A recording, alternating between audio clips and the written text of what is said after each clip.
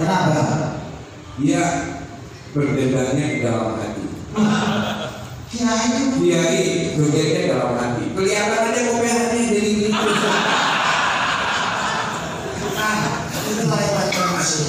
Makanya saking hebatnya itu para ulama itu mewanti-wanti supaya musik itu dipergunakan secara tepat, akurat dan efektif.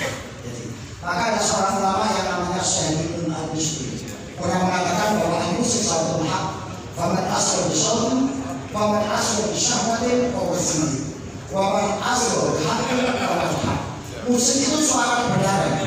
Kalau Anda mendekati musik dengan nafsu, Anda akan dibimbing oleh musik itu melalui suatu perjalanan dan kesehatan. Tapi kalau Anda menikmati musik itu dengan segala kejernihan hati dan untuk menuju kebenaran pada yang hak, maka akan dibimbing melalui musik itu jalan menuju kebenaran. Ini kata Imam Ibn Al-Bisri. Langsung aja, Pak, ini saya Pak. Saya mau nyanyi, tapi sebelum nyanyi nanti saya dipanggil dulu sama Bapak. Oke. Sama saya bilang, Wima Sugiarto. Oke.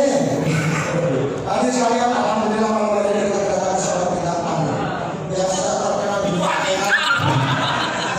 Dan ini insya Allah akan menghibur kita semuanya.